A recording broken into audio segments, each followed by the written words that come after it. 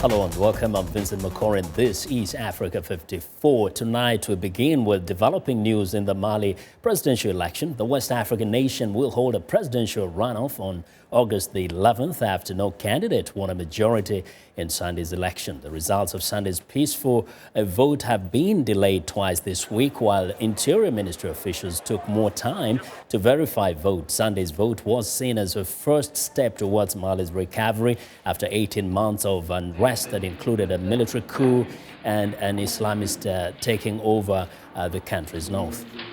Now, the presidential election is meant to provide a fresh start for Mali, which last year endured an ethnic Tuareg rebellion, a coup, and an Islamist takeover of the north. The runoff is likely to be a hotly contested race. And now, to get more on that announcement, we turn to Anne Look, who is right now in Dakar, Senegal. Give us some details on this announcement, Anne.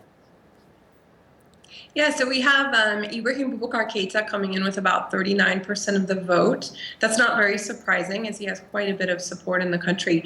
And then right behind him, we have Soumaïla Cissé, who came in with about 19% of the vote.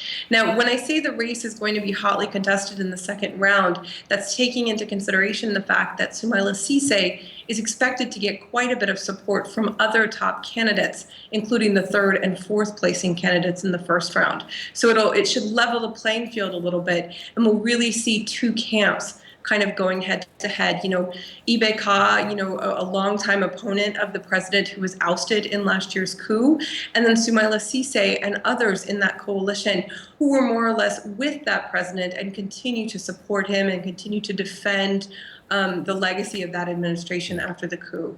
Now, is this really a given or just an assumption that they're all going to rally behind the other guy and not Keita?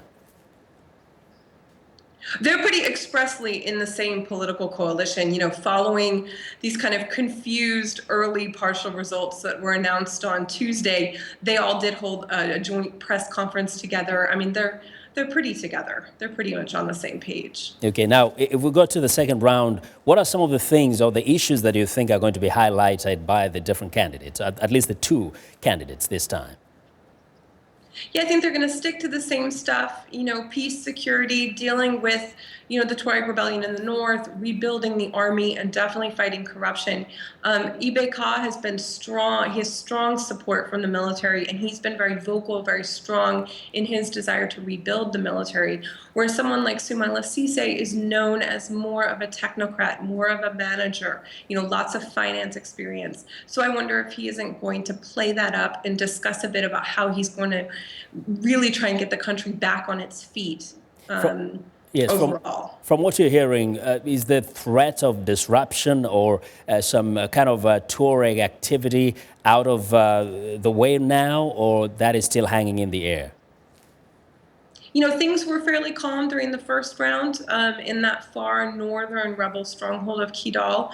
And, the MNLA doesn't really have a strong interest in disrupting these elections, as one of the first items on the agenda for the next president is going to be negotiations with the MNLA. So I would imagine they want to go into negotiations with a strong, from a strong stance, which would include not disrupting the elections. So we're not super concerned about that. Well, thanks a lot, Anne. And I know next time we probably talk to you from Bamako, Mali, when this runoff takes place.